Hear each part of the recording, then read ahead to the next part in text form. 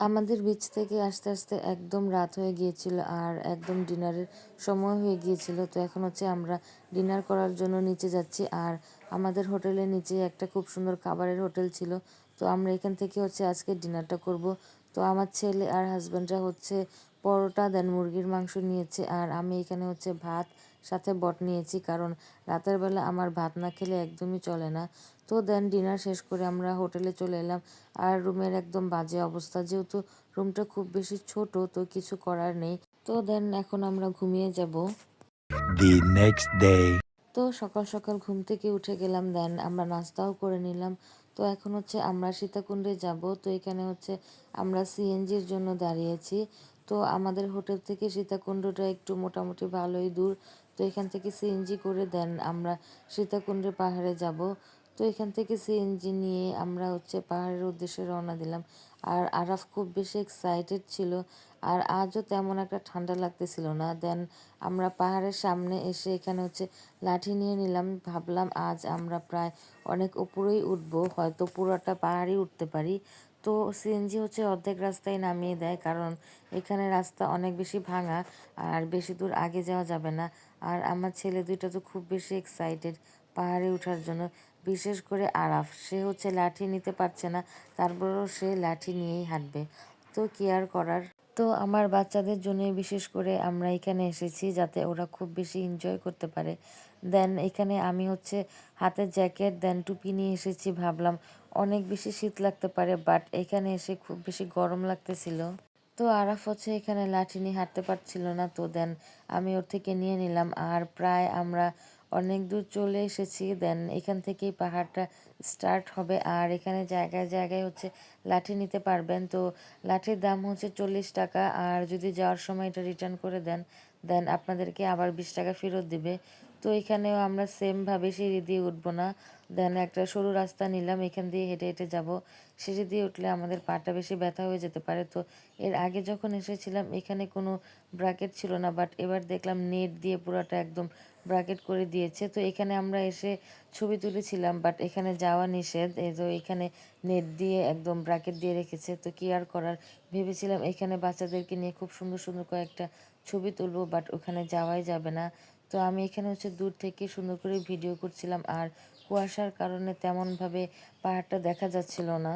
তো অনেক বেশি পরিমাণের কুয়াশা ছিল, বাট তেমন শীত লাগতেছিল না। তো বাইরে তো কুয়াশা দেখে ভেবেছিলাম অনেক বেশি শীত হবে, বাট তেমন কোনো কিছুই না। এখানে আমি ঘেমে অবস্থা খারাপ। তো আমার বাচ্চারা বারবার বলতেছিল যে মাম্মা জ্যাকেট খুলে ফেলি, বাট আমি আমার নিজেরটাই ক্যারি করতে পারতেছিলাম না, তো ওদেরটাই কিভাবে ধরবো।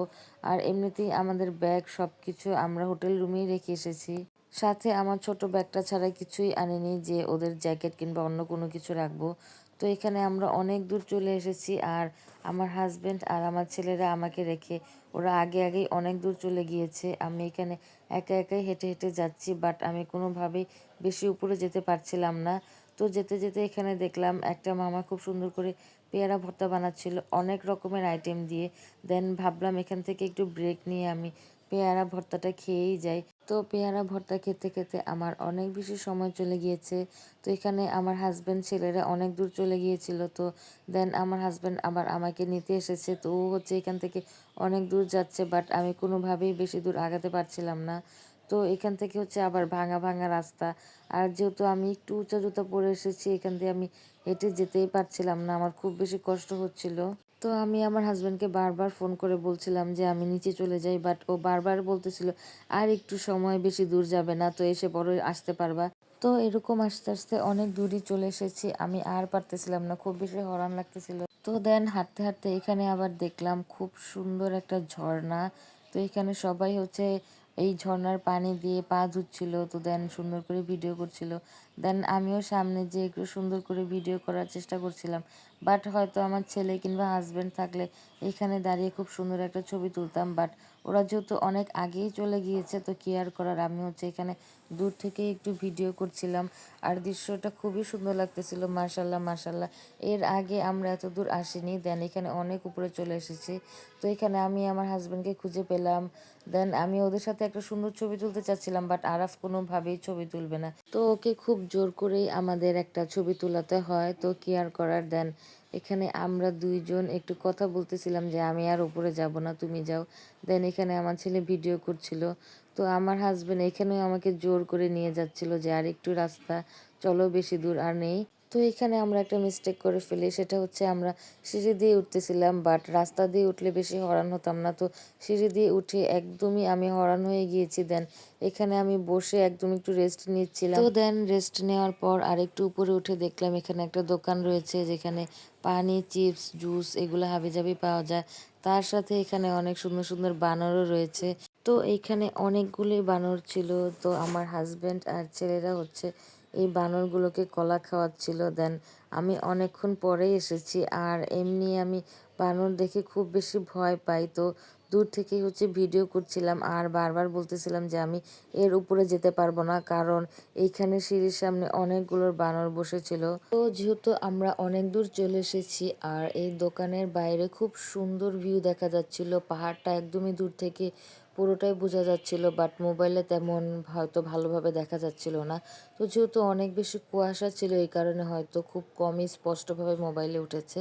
তো দেন এই তো হচ্ছে সিঁড়ির সামনে বানর বসেছিল, বাট আমার একদমই সাহস হচ্ছিল না যে আমরা আবার উপরে যাব। তো আমার ছেলেরা খুব বেশি এক্সাইটেড ছিল ওরা উপরে যাওয়ার জন্য, বাট আমি বললাম যে না, আমার পক্ষে আর সম্ভব না, তোমরা হয়তো উপরে যেয়ে ঘুরে আসো। দেন আমরা হচ্ছে এখন নিচে চলে যাচ্ছি, যেহেতু আমি যাব না এই কারণে হচ্ছে আমার হাজবেন্ডও যাবে না। আমি একদমই হাঁটতে পারতেছিলাম না আর সিঁড়ি দিয়ে ওঠার একদমই আমার ইচ্ছাই ছিল না, তো এই কারণে হচ্ছে আমরা সবাই নিচে চলে আসছি। তো আমার ছেলেগুলো খুব বেশি রাগ হচ্ছিল যে কেন আমি নিচে আসবো। তো দেন আমি হাঁটতে পারতেছিলাম না এই কারণে হচ্ছে জুতাটা খুলে হাতেই নিয়ে নিলাম, তো কি আর করার। আর এখানে দেখেন যে আরাফ আসবে না, ও হচ্ছে আরো উপরে উঠবে। তো ওর পাপা ওকে খুব জোর করে নামাচ্ছিল, বাট ও কোনোভাবেই আসবে না, ও খুব বেশি রাগ করতেছিল। তো দেন আমি ওখানে ওকে একটু মার দিই, কারণ আমি হাঁটতে পারতেছিলাম না, ওরা হচ্ছে উপরে যাবে। তো দেন কিছুক্ষণ নিচে আসার পর দেখলাম কুয়াশাটা একটু কমেছে। দেন দূর থেকে হচ্ছে পাহাড়টাকে একটু ভিডিও করে নিলাম। তো এখানে খুব সুন্দর করেই বোঝা যাচ্ছিল আর এখানে ভিউটাও খুব বেশি সুন্দর লাগছিল। আর এখানে দেখেন আমার হাজবেন্ডকে আমি হচ্ছে আমার জ্যাকেট, জুতা, মোজা, টুপি, দেন আমার লাঠি সবকিছু ধরিয়ে দিয়েছি। তো দেখেছেন আমার হাজবেন্ড আমাকে কতটা ভালোবাসে, আমার কষ্ট একদমই সহ্য করতে পারে না। তো এখানে হচ্ছে জুতা ছাড়াই আমি আস্তে আস্তে করে নিচে নেমে যাচ্ছিলাম। তো আজও আমরা পুরোটা পাহাড় উঠতে পারিনি, কারণ আমার খুব বেশি পা ব্যথা ছিল। তো আপনারা যারা আসবেন অবশ্যই পাহাড়ে পুরোটা উঠবেন, দেখতে খুবই সুন্দর লাগবে। আর আমি যেতে যেতে শুনলাম এই পাহাড়টাও নাকি মিনিমাম ১৫০ তলা। তো আমরা হচ্ছে শুধুমাত্র ৩০ তলার মতন উঠতে পেরেছি। তো দেন এখানে লাঞ্চ টাইমে সময় হয়ে গিয়েছিল, আমরা এখানে একটা হোটেলে এসে আমরা হচ্ছে কাচ্চি বিরিয়ানি আর সাদা পোলাও অর্ডার করে নিলাম। তো খাওয়া দাওয়া শেষ করে দেন সিএনজি করে এখন হচ্ছে আমরা আমাদের হোটেলে চলে যাচ্ছি। তো আপনাদের সাথে দেখা হবে আবার আমার নেক্সট কোনো ভিডিওতে। তত পর্যন্ত ভালো থাকবেন, সুস্থ থাকবেন এবং লাইক, কমেন্ট, শেয়ার করবেন। আজ এই পর্যন্তই। আল্লাহ হাফেজ।